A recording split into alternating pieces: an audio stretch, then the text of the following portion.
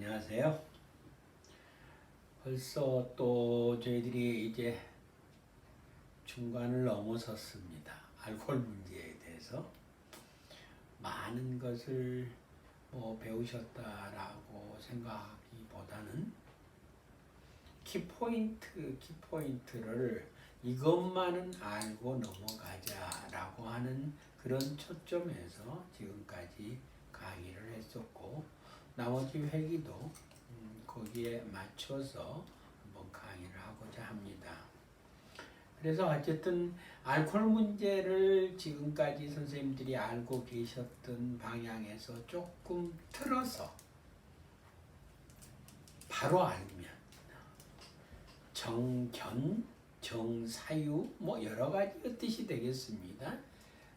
조금 알코올 문제에 대해서 필요로 하는 정신 심리적인 지식도 있을 수도 있고, 또 신체적인 부분에 관계된 지식들이 있을 수도 있고, 이런 것을 좀 알면 변화를 시도해서 새로운 삶에 새로운 사고 방식을 갖고 전개될 수 있을 거다라는 기대 속에 오늘 강의도 시작을 해보려고 합니다. 그런 의미에서 회복입니다. 회복은 어떤 상태 내에서 변화를 시도해서 변화해 되어져 가는 발달 모델로 이야기가 됐었고, 그런 의미에서 회복은 바로 변화요. 그리고 만약에 지금 현재의 상태 내에서 정체되어 있지 않고 다음 단계로 변화를 하려면 변화하고자 하는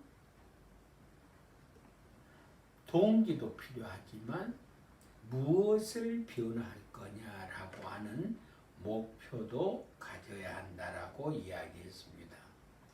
특히 이런 부분을 알코올 문제에 대해서 가장 깊게 이야기한 분이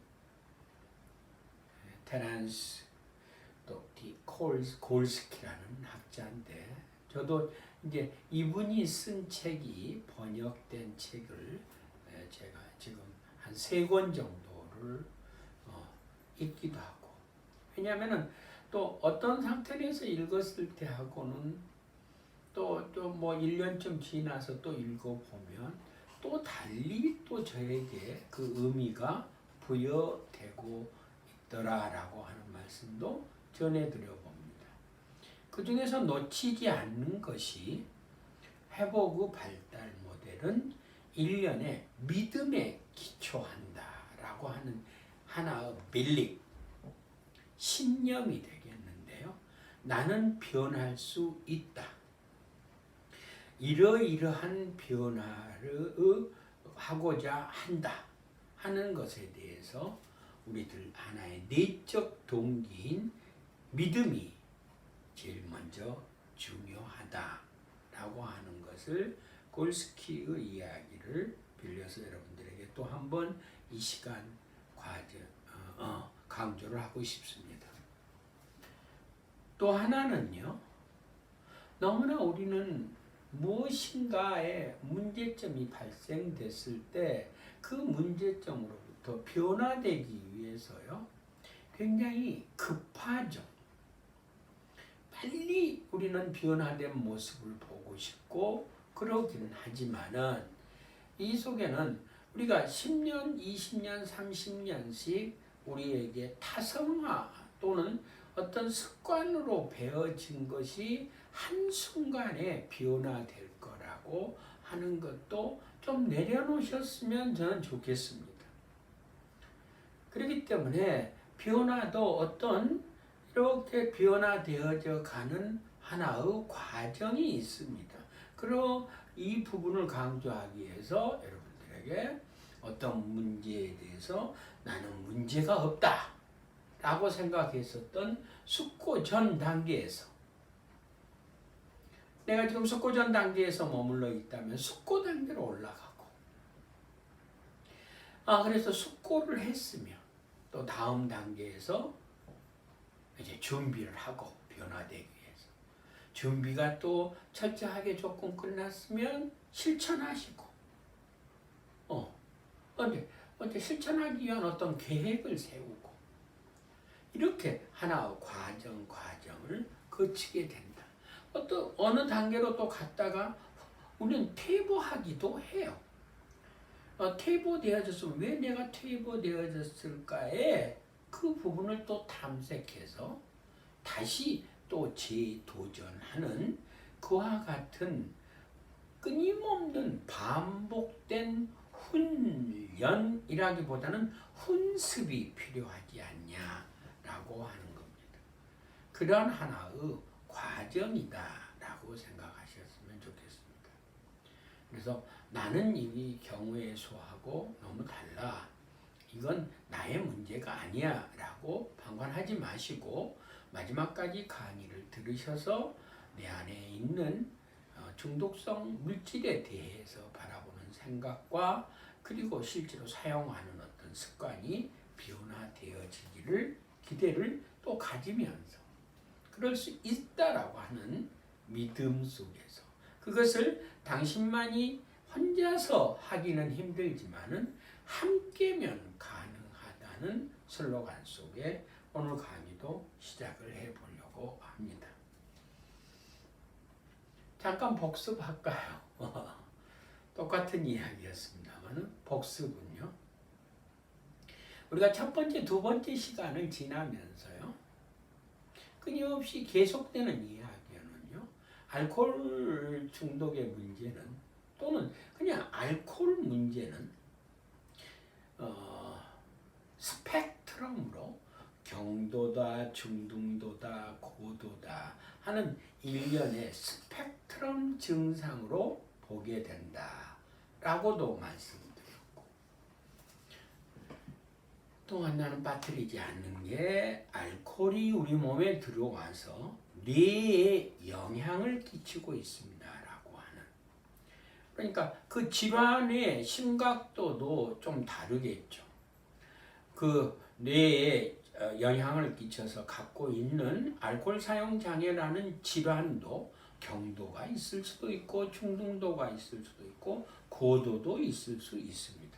그래서 우리는 지난 회기를 통해서 뇌가 어디쯤에 있는가라고 하는 것을 탐색하는 또 탐색에 필요한 선별 도구 등을 여러분들에게 또 보여드리기도 했습니다. 그러면서 동시에 우리가 어쨌든 365일 마셨던 분이요. 일주일에 나는 하루나 이틀은 술을 쉬어야 되겠다. 이렇게 마음의 결정을 가지셨고 시도하셨다면 그분도 회복의 반열에 들어서신 거다. 저는 그렇게 강조하고 싶습니다. 또 그렇게 시작을 했다가 이렇게 갖고는 근본적인 나의 목표를 달성할 수가 없구나 라고 생각해 가지고 일단 한번 90일 단주를 한번 해봐 라고 하셔갖고 회복의 목표 설정을 하셨다면 그분도 굉장히 성장을 하신 겁니다. 그래서 이 회복은 결국 알코올이나 다른 습관성 물질로부터 긍극에는 완전한 단주인데요. 그 단주 옆에 붙인 말이 개인의 성장을 향한 적극적인 노력이 필요합니다. 어떤 성장이냐? 오늘 강의의 주안점입니다. 그게 내적 성장입니다. 내적 성장. 그러니까 표면적으로는 행동적으로는 조절, 단주 이러한 것을 통해서 긍극적으로는 우리는 뇌의 질환이라고 했는데 우리는 정신심리적 또는 여러 가지의 사회적 기능으로부터의 개인의 성장을 위한 노력이다. 모든 이런 회복 과정에는 원리가 있다. 막무가내로 되는 것이 아니죠. 그래서 여러분들이 이 시간을 통해서 그 원리를 저와 함께 또 배워나가는 과정 아닐까. 그렇게의 관점을 가지셔도 좋을 것 같습니다. 그래서 지금 복습 시간이라고 했습니다. 그래서 우리는 과도기를 거쳐서 안정화기를 지난하기에 강의를 해드렸고, 특히 과도기 때는 술에 대해서 정확하게 알고, 우리가 지금 현재 왜 술이 조절이 안 될까라고 하는 그 부분에 대해서 집중적으로 배우셨던 시간이라면, 이때 선택한 하나의 조절이나 단주를 통해서 안정하기는 실제로 시도를 해보는데, 시도를 했었을 때 일어나는 금단들이 있다고 그랬습니다.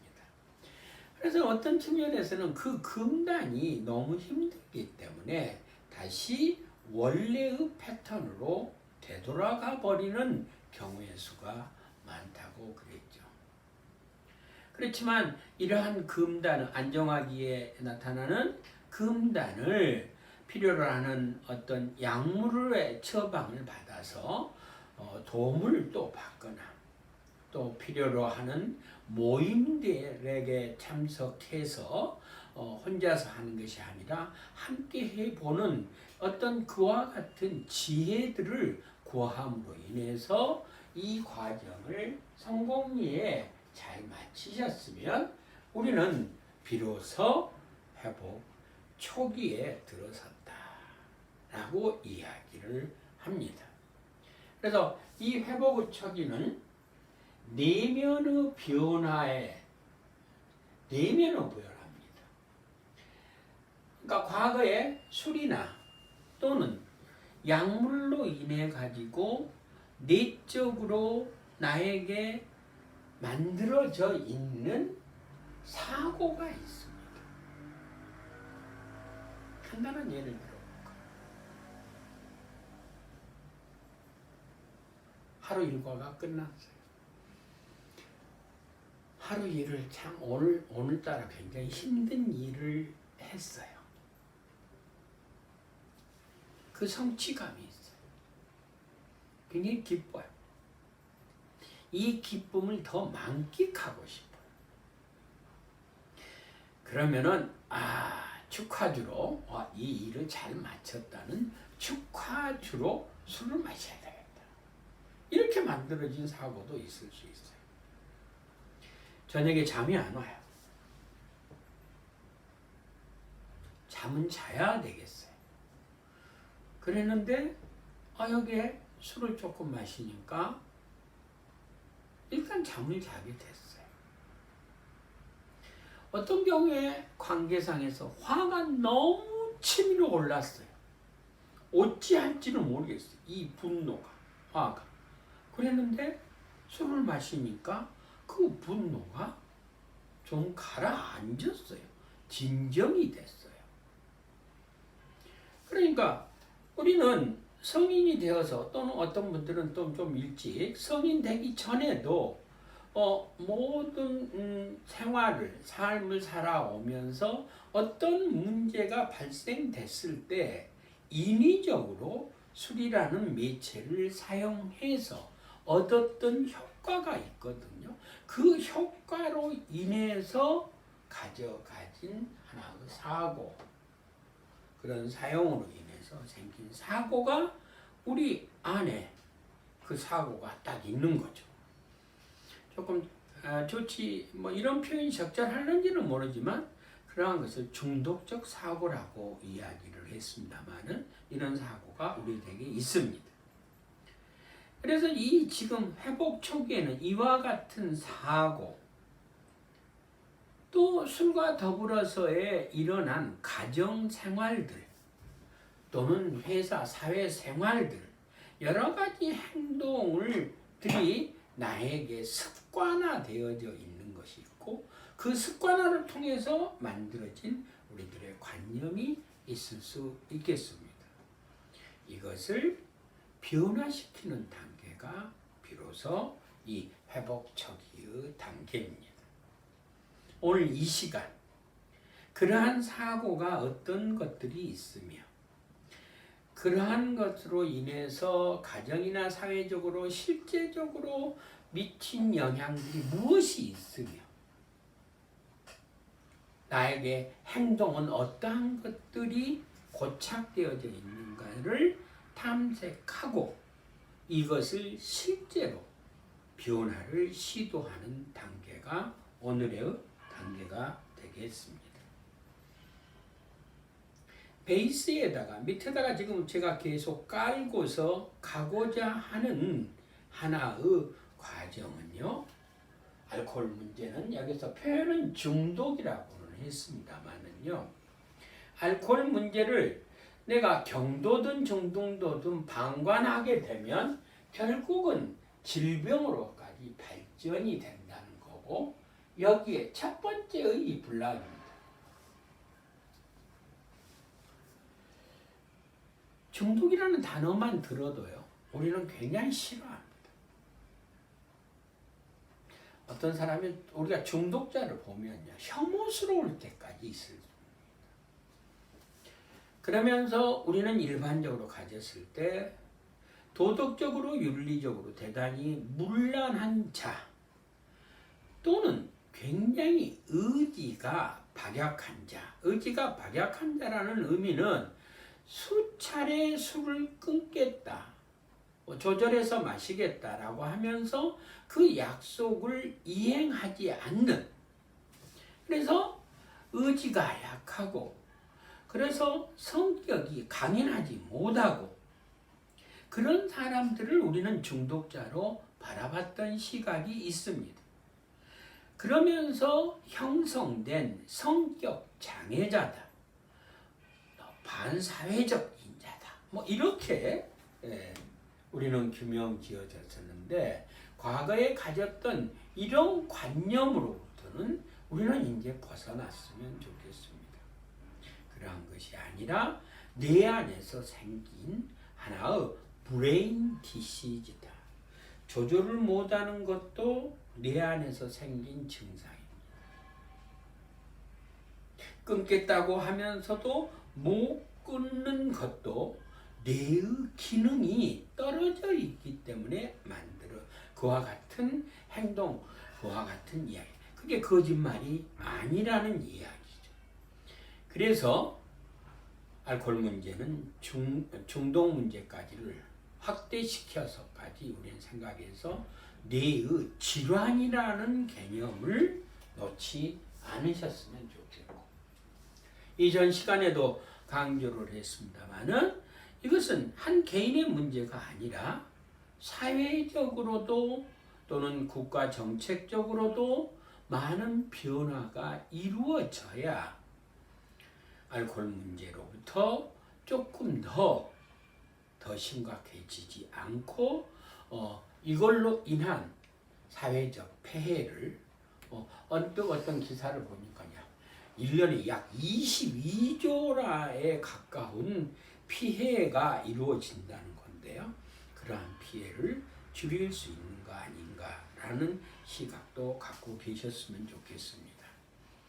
그래서 한 개인의 문제도 되지만 그 개인에 대한 특성도 정확하게 그것은 우리들 스스로가 이런 강의를 통해서 나의 술에 대한 나의 개인적인 하나 기질이나 나의 생각이나 하는 것도 굉장히 퍼스트 중요하지만 알코올이라는 자체가 어떤 성분으로 어떻게 나의 신체와 정신세계에 영향을 끼치는가 하는 매개체, 우리가 사용하는 그 매개체에 대한 것도 정확히 알아야 되겠고 그리고 어떤 환경이 우리들에게 어떠한 영향을 끼쳤는가 하는 environment 이 삼각 세 가지를 정확하게 알아야 회복도 이 근거 속에서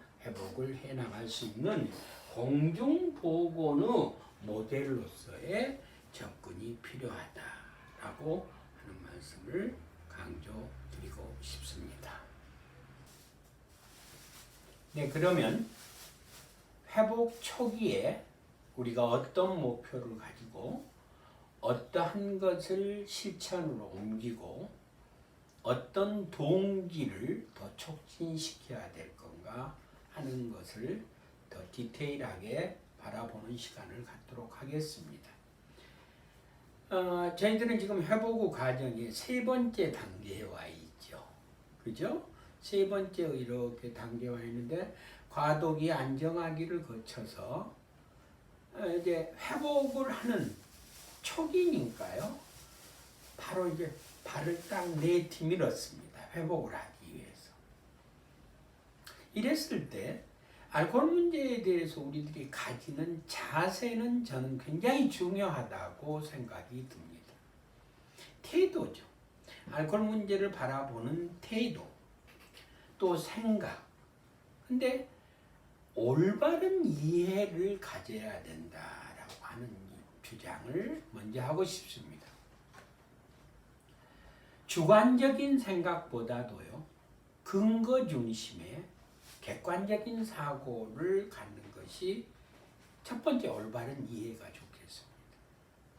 그러니까 내가 술에 대해서 경험을 했다 하더라도 그 경험뿐이지 여러 가지로 어쨌든 증명화돼 있는 객관화된 사실은 아니고 주관화된 사실이거든요. 그런데 이 강의를 통해서 주관성을 내려놓자는 거죠. 나의 생각을 한번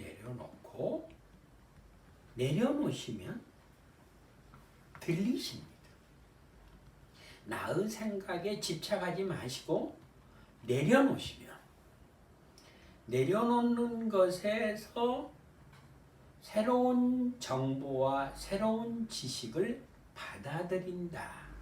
그러면 굉장히 이 짧은 시간에 회복 초기에 우리가 해야 될 이 부분을 잘 이해하실 수 있으시다라고 생각을 합니다.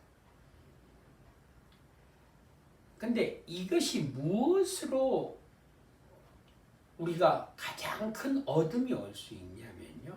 어렵사리 오셨잖아요. 지금 어렵사리 조절을 시도하시는 분들도 있고 단주를 시도하시는 분들도 있는데 그런 분들이 지금 여기까지 조금 오셨어요. 어렵게 금단을 극복하시면서 양가 감정을 극복하시면서 여기까지 왔는데 다시 여기서 제발로 이어지지 않아야 또 앞을 향해서 우리는 전진할 수 있지 않을까라고 생각을 합니다. 그래서 이러한 내용이 재발을 최소화하는 거죠. 다시 후퇴하지 않는 거죠. 그러기 위해서는 굉장히 또 우리가 필요로 하는 전략과 어떤 실천이 필요할 겁니다.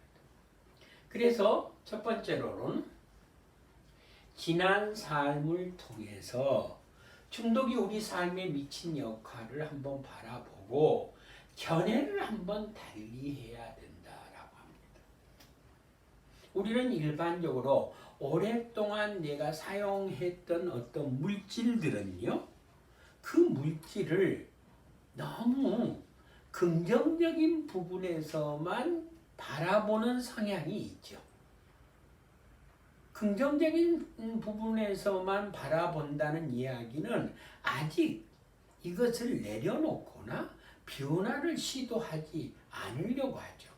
저는 알코올에 문제가 있는 분들만 그렇다라고 생각하지 않습니다. 모든 사람들이 가지는 고유한 하나의 성향이라고 저는 봅니다. 본인이 오랫동안 무엇에 대해서 습관화되어져서 가졌던 생각을 내려놓는다는 것이 쉽지 않거든요. 그런데 여기에서 첫 번째로 알코올이 도대체 내 삶에 어떤 영향을 끼쳤지? 어떤 부분은 긍정적이었고 어떤 부분은 부정적이었지? 그걸로 인해서 내 성격은 어떤 부분이 변화되었지? 이러한 것을 한번 바라보기 위해서 달리한다 그래서. 또 하나는 스스로에게 한번 탁 이 순간에 물어보십시오. 나 술 왜 먹냐? 술 먹는 목적이 나는 뭐냐? 하고 엄청난 큰 화두는 아닙니다만은요. 스스로에게 이 물질을 사용하는 목적을 한번 물어보십시오. 스스로에게 물어보는 겁니다. 내면에 물어보시는 겁니다. 또 하나는 내가 사용하고 있는 이 중독 물질이 내 삶에 어떤 의미가 있는 것까? 라는 의미에 대한 물음입니다. 목적도 물어보고 의미도 물어보고 그러면서 반전이라고 저희들이 이야기 많이 하죠. 한번 탁 반전해 보십시오. 중독물질을 만약에 이런 알코올을 사용하지 않고 삶을 영위하는 방법은 없을까? 라고 한번 물어보실 수가 있겠습니다. 그래서 이 네 가지인 거죠. 네 가지. 지금까지 바라봤던 견해가 있다면 다른 견해로서 바라보고 좀 더 이 부분에 대해서 명료해지기 위해서 목적도 물어보고 의미도 물어보고 만에 하나 내가 이것을 사용하지 않으면은 사용하지 않고 삶을 영위하는 방법은 없을까라고 한번 쿼테이션을 붙여보시는 거죠. 그 말은 뭐냐면 내 삶 속에서 술이라는 것을 빼놔버리시는 거죠. 술이 없으면 내 삶에서 내가 어떻게 살아가는 거지? 없이 살 때는 어쩔 수 없지? 근데 저는 이런 순간을 한번 만약에 생각해 보신다면 우리가 술 없이도 삶을 살았던 적이 있거든요. 전혀 없으셔요? 아니요. 그런 사람 아무도 없을 겁니다.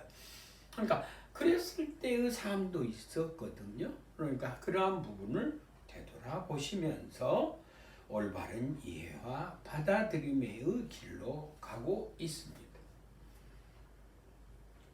그래서 이러한 단계를 회복 초기 단계에서 이런 네 가지의 질문들을 스스로에게 하면서 무엇을 위함이냐면요. 우리는 자 숙고 단계, 숙고 전 단계에서 숙고 단계에서 준비입니다.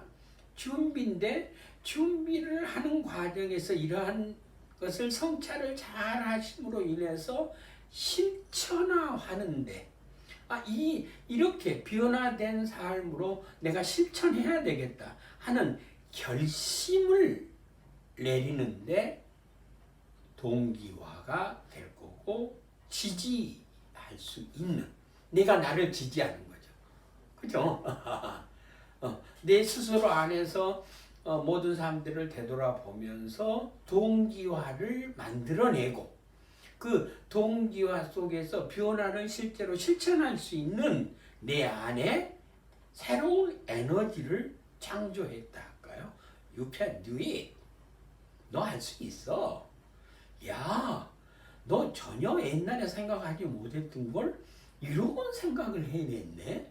어이구, 생각이만 멈추지 말고 한번 시도해보지 라고 스스로에게 자긍심을 가져가는 시간도 될 거고 셀프 에피컨시 소위 말해서 스스로에게 효능감을 이렇게 찾아낼 수 있는 시간이 될 수 있을 겁니다.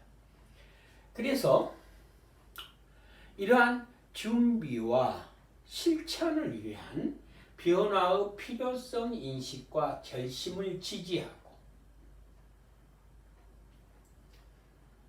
정말 이것을 스스로 할 수 있으면 굉장히 큰 힘이 될 텐데, 또 하나의 이 메시지는 뭐냐면, 이러한 문제를 갖고 누구에게 상담을 받으러 왔으면 상담가가 또 해줘야 될 하나의 부분도 되겠죠. 또 변화 가능성에 대한 희망에 대한 부여고, 만약에 나 이렇게 한번 변화를 시도해 봐야 되겠어 라고 가족들에게 이야기하면 가족이 잘 되겠어? 그거 이전에도 자꾸 그런 식으로 변화하려고 시도하다가 안 됐잖아. 작심삼일이라고 이렇게 부숴버리지 말고, 너무 지금이라도 그런 생각을 해서 당신 너무 대단하다. 우리가 거기에 대해서 뭔가 도움을 줄 수 있는 부분이면 도움을 드릴게 라고 하는 희망도 부여하는 것. 스스로에게 부여하고 가족들도 부여하고.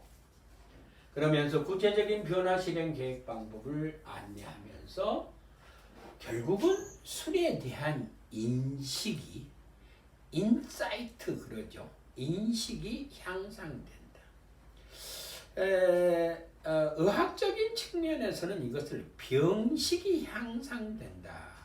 그렇게도 이야기해요. 그러나 일반적으로 우리 심리적인 정신심리적인 이쪽 부분에서는 인식이라는 용어를 더 많이 쓰고 있는 것 같아요. 과거에서 바라봤던 술이 아니라. 결론부터 한번 이야기 드리면요. 다시 또 제가 첫 번째 회기, 두 번째 회기의 강의를 다시 리피트할 수밖에 없는데요. 어떤 종류의 술이든 그 술 속에 들어있는 에틸 알코올은 백회 무익입니다 라고 하는 이야기를 했습니다. 백회 무익이다. 자, 그 근거가 뭐냐면은 백회 무익, 우리 몸에 이롭지 않은 해로운 물질이 들어왔기 때문에 그 물질이 우리 몸에 들어오면 간에서 이렇게 또 안 좋은 물질이 들어왔어? 이 물질을 밖으로 내보내야 되겠어? 그러면 간 기능에서 다른 데 써야 될 기능이 있는데 알코올을 분해시켜 가지고 밖으로 내보내는 하나의 작업을 하다 보니 간이 부하가 생기게 되고 힘들어지겠죠. 그러면서 거기만 힘들어지겠어요? 거기에 에너지를 부여해서 위에 사령탑에서 뇌에서 너 이거 불필요한 물질 들어왔잖아. 간 너야. 이거 빨리 분해해서 내보내. 이거 결코 몸에 필요한 거 아니야. 라고 하면서 이 부분에 대해서 컨트롤 탑에서 기능을 발휘를 해야 되겠으니까 다른 데 써야 될 에너지를 여기에다 쓰는 거죠. 이렇게 그냥 아주 깊은 지식이 아니어도 백해무익의 물질이라는 이 정보만 하나만 가지고도 우리는 생각을 달리 할 수 있다. 그러면서 인식이 향상된다라고 말씀을 드릴 수 있겠습니다. 그래서 두 번째는요, 사고방식의 문제입니다. 참 살아가면서 어떤 생각을 하잖아요. 어떤 사고를 하게 되면 술에 대해서 내가 가지고 있는 사고, 생각이 있겠잖아요. 어떤 사고가 있으면은 사고 뒤에 따르면은 행동입니다. 그래서 묶어서 사고 방식이죠. 또 하나는 어떠한 것을 내가 생각해내는 방식의 문제에서 그렇죠. 그래서 내면의 변화를 가져오는 식입니다. 여기에서는. 자, 평온함을 잃지 않고 단주 생활을 어떻게 유지할 것인가도 배웁니다. 여기에서 저는 또 하나의 슬로건을 드리고 싶습니다만은요. 내가 며칠간을 안 마셔야 되겠어. 몇 주를 안 마셔야 되겠어. 이것은 별로 도움이 되지를 않습니다. 그러니까 처음에는 아주 단순하게 시작하십시오. 오늘 하루 음주하지 않기. 네, 이렇게 지금 가보는 거고, 두 번째, 술이나 마약에 대한 신체 강박 증상에서 벗어나고 그 영향을 학습합니다. 이것도요, 가장 좋은 방법은 10년, 20년 내가 술과 더불어서 살아왔는데 내가 술심만 되면, 술을 마실 수 있는 상황이 되면 술 생각이 거의 자발적으로 떠오르는 이것을 어찌하리요? 그러니까 나에게 일어나는 심톤을 받아들이는 겁니다. 이러면 안 돼? 이러면 안 되는데? 참아야 되겠는데? 이것은 실은 도움이 되지를 않는다고 이야기합니다. 그러니까 일어난 증상을 그냥 그대로 받아들여서 아유, 참 먹고 싶네 하면서 잠시 시간을 버리면서 오픈마인드로 드러냈을 때 또 우리들의 이 강박은 벗어난다고 이야기합니다. 그 다음에 세 번째는요, 술이나 마약을 하지 않고도 수치감, 죄책감, 후회와 같은 감정들을 극복하는 겁니다. 아주 중요한 부분 중에 하나입니다. 우리는 정서를 통제하는 방법으로 술을 많이 썼던 사람들이 많이 있습니다. 정서를 통제한다가 뭐냐면은 어떤 일을 하고 난 다음에 내가 죄책감이 들어요. 어쩌고 했을 때 수치심이 들어요. 어쨌을 때 후회스러워요. 이 감정 다 자체가 별로 좋지 않은 감정들이 있으면은 이 감정을 무디게 하기 위해서 술이라는 매체를 우리는 많이 사용했죠. 이제는 술이라는 매체를 사용하지 않고도 이런 감정을 어떻게 처리를 할 수 있는 거냐라고 하는 것을 새롭게 배우셔야 된다. 그래서 옆에다는요, 조금 그 방법론에서 도움이 되실까 해서 여러분들한테 소개를 해드립니다. 김영정 씨가 10가지 행동이라는 책을 썼는데요. 그 속에 이 학습 과정이 나옵니다. 내 힘으로는 어쩔 수 없습니다.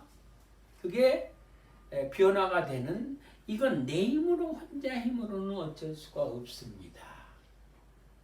이렇게 진정으로 정직하게 자신을 드러내면 이것이 새로운 것에 대한 훈숙 과정이라고 그랬고, 또 하나는 실질적으로 마음챙김 기술이라고 하는 토마스 비엔의 내용의 책을 봐보면 깨어남의 문, 저는 좋더라고요. 회복 초기를 내가 술에 대해서 새롭게 깨어납니다. 깨어나고 자각합니다.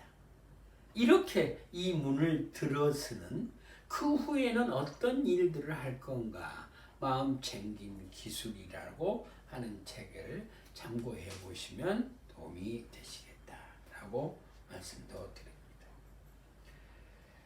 또 하나 이제 단어입니다. 훈습입니다. 훈련보다 저는 훈습이라는 용어로 번역을 하셨으면 좋겠습니다. 자, 모든 것이 과거에 경험하지 않았던 새로운 경험입니다. 그래서 우리는 변화를 하기 위해서는 훈습이 필요한 시기다라고 하는 건데요.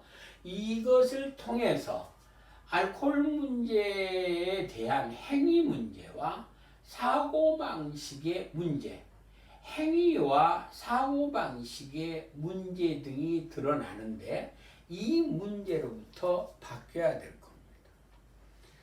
저는 더 간단하게 이야기해요. 어떤 분은 이런 분도 있습니다. 내가 귀가 시간에 집 앞에서 전철을 내리면은 2번 출구로 나가면은 한 내담자한테 제가 들었더니 포장마차가 5개가 있답니다. 근데 그 길이 그 포장마차 5개를 지나서 본인의 집으로 갑니다. 그러니까 2번 출구로 안 나가고 말입니다. 자기는 1번 출구로 나간답니다. 그런데 1번 출구로 나가면 말입니다. 포장마차가 하나도 없대요. 대신 조금 돌아서 얼마만큼을 가서 건널목을 건너갖고 본인 집으로 돌아가는. 자, 내가 퇴원이라고 이야기를 했는데요. 퇴근을 해서 집으로 가는데 행동상의 문제를 바꿔본다거나 이제는 내가 술자리를 마련하지는 않는다라고 하는 여러 가지의 등등입니다. 이러한 부분들의 변화가 있어야 된다는 이야기는 뭐냐면 이것도 이제 그 아놀드 로드비그의 중독자 내면 심리 속에서 내놓은 내용을 훈습을 위해서 여기에 왔는데요. 오래된 습관에 의해서 저희들이 형성된 우리들의 무의식과 의식의 변화가 일어나야 되는데 먼저 무의식의 변화가 일어나야 되고 의식적인 변화가 나와야 된다. 그래서 이러한 변화를 시도하기 위해서 어떤 부분의 내적 언어들이 있다고 그랬습니다. 스스로에게 자꾸 마인드를 어떤 상징적인 언어들이 있는데 그러한 언어들이 술을 유발할 수 있는 언어들이 있는데 그러한 언어에 대해서도 한번 공부도 해보시고 그러시면 많이 새로워지실 거다라고 말씀입니다. 여하튼 긴 과정이고 무의식과 의식의 변화를 위해서 훈습이 필요하다. 그 다음에는 아까도 이야기했죠. 바른 이해라고 했습니다. 그랬는데 바른 이해를 할 때 이러한 슬로건은 기억하셨으면 좋겠습니다. 지식으로는 술 끊을 수 없어. 중요한 겁니다. 그래서 중독을 인식한 건, 새롭게 인식한다는 건 하나의 질병뿐만 아니라 중독에 관한 모든 정보를 자기 자신에게 적용해서 변화를 시도하는 거다. 그래서 알코올로 인해서 중독적 자아가 형성되어졌다면 중독적 자아로 해서 아까 목적이라고 그랬습니다. 우리들의 목적을 이렇게 생각해보죠. 내 자아가 오랫동안 알코올로 인해서 중독적으로 자아가 바뀌었구나. 이 자아는 원래의 내가 아니야. 그래서 원래의 중독되지 않았던 나 온전한 자아를 찾아가는 하나의 여정이다라고 생각을 해 주셨으면 좋겠습니다. 동시에 자신의 삶에 끼친 영향을 탐색하실 때 마찬가지로 이 신체, 정신, 사회, 영적으로까지도 내가 문제가 생겼었다라고 하는 다면적인 성찰이 필요하다라고 하는 말씀이었습니다. 우리가 이제 오늘 지금 이 5회기를 하고 있습니다만은요. 마지막 회기쯤 이렇게 가다 보면 이제 12단계나 12단계의 촉진 치료를 배우시게 됩니다. 그래서 이때는 구체적으로 훈습을 어떻게 하실 수 있는가의 방법론을 여러분들한테 가르쳐 드리려고 합니다. 근데 이제 오늘 상징적인 온전한 자아, 중독적 자아가 온전한 자아로 바뀌어야 됩니다. 무의식의 변화도 일어나야 되지만 행위적인 변화도 일어나야 됩니다. 이러한 부분들의 것이 실제로 어떻게 훈습하는가? 인지, 감정, 행동, 사회, 영적으로의 이러한 목표를 가지고 실제로 세라피, 우리가 받아야 될 치료 프로그램이 어떤 게 있는가? 그러한 것 중에 12단계 촉진 치료가 있다. 제가 미끼를 던진 겁니다. 저런 게 있구나 라고 나중에 마지막 7, 8회기에 갈 때 강의를 해드리도록 하겠습니다. 그래서 오늘 이야기한 것 중에 마지막 하나의 단어로 한 가지를 마치려고 합니다. 스스로에게 이런 걸 물어본다고 그랬어요. 도대체 내가 이 술이라는 것은 내가 무슨 목적으로 술을 사용하지? 또 이 술이 무엇의 의미를 갖고 내가 이 삶 속에서 이렇게 깊게 빠졌지라고 하는 건데요. 이러한 부분에 대해서 좀 더 깊게 성찰을 해 보시려면 스카페 책에 신성한 질병이라는 말이 나와 있습니다. 그래서 이것도 던지기만 합니다. 많은 사람들이 의과학적으로 뭐라고 이야기했어요? 중독은 뇌의 질병입니다. 중독은 또 무엇입니다? 스펙트럼의 시각으로 바라봅니다. 라고 하는 건데, 이렇게 표현하는 사람도 유명한 중독계의 심리학자고 정신과 의사도 있다는 거죠. 이 화두를 한번 이렇게 찾아보시기 바랍니다. 신성한 질병이다. 우리들이 가지고 있는 병이 의학적으로 또는 정신심리적으로 사회적으로도 규명하기 힘든 어떤 영적인 부분에서의 문제가 되는 신성한 질병이다. 내가 갖고 있는 병이 좀 신성한 질병이면 조금 감이 좀 달려오지 않으신가요? 모르겠습니다. 저는 감이 좀 달려왔었습니다. 그래서 한번 내가 가진 병이 신성한 질병이라고 한 스카펙의 이야기. 신성한 질병이면 신성한 질병으로부터 회복은 어떻게 해 나가는 건가를 또 이 책자에서 제시하고 있습니다. 그래서 그런 제시의 방법이 이와 같은 프로토콜이 되겠는데, 이 부분에 대한 또 강의도 제가 오늘 밑밥을 던집니다. 그래서 아마 다음 회기에 여기에 대한 강의를 들으시게 되실 것이다. 어쨌든 회복 초기에 가져야 될 중요한 하나의 목표와 우리들의 훈습은 무엇이 필요한가를 오늘 강의에 역점을 두고 오늘 강의는 여기에서 마치도록 하겠습니다. 수고하셨습니다.